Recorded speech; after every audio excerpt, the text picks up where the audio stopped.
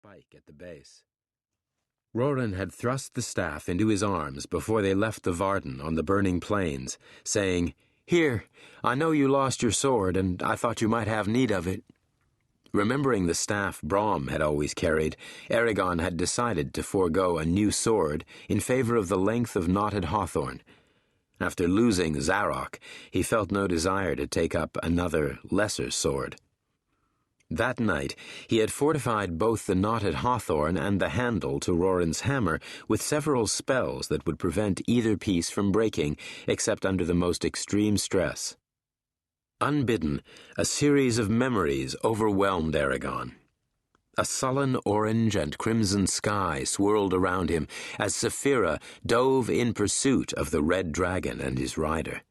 The jolt of sword striking sword as he dueled that same rider on the ground.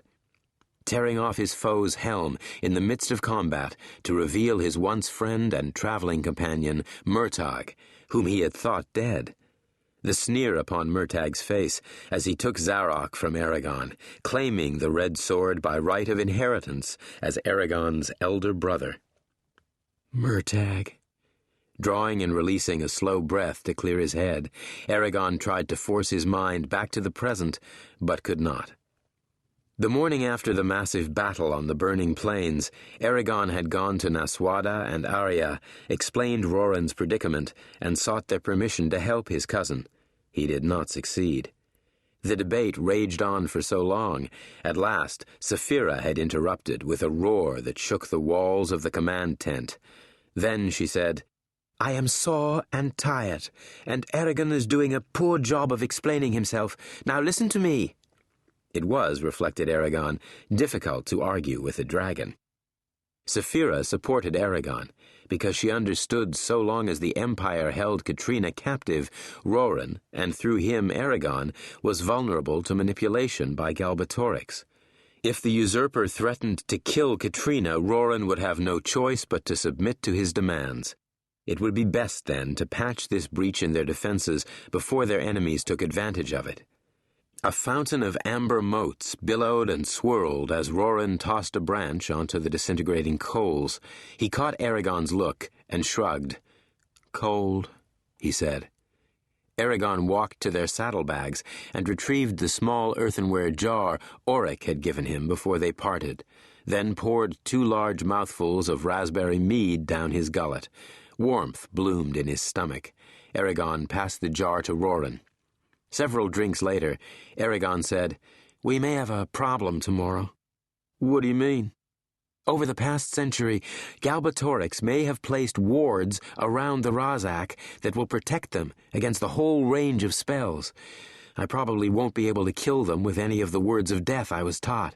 Force of arms may be the only means by which we can slay the Razak. If that's true, I'll just be in your way tomorrow." "Nonsense. You may be slower than the Razak, but I have no doubt you'll give them cause to fear your weapon, Roran Stronghammer." The compliment seemed to please Roran. "Could you teach me to use magic?" When Eragon hesitated, Roran added, "Not now, of course. We don't have the time, and I don't expect one can become a magician overnight anyway. But in general, why not?"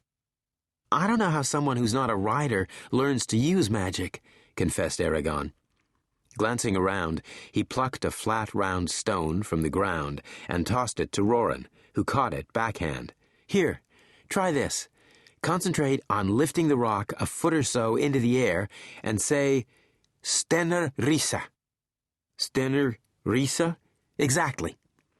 Roran frowned at the stone, his lips tightened into a snarl, and he growled, "Stenner Risa." With enough intensity, Eragon half expected the stone to fly out of sight. Nothing happened. Scowling even harder, Roran repeated his command. "Stenner Risa!" The stone exhibited a profound lack of movement. "Well," said Eragon, "keep trying. That's the only advice I can give you. But," and here he raised a finger, "if you should happen to succeed, make sure you immediately come to me, or if I'm not around, another magician. You could kill yourself and others if you start experimenting with magic without understanding the rules. If you cast a spell that requires too much energy, you will die." Roran nodded, still looking at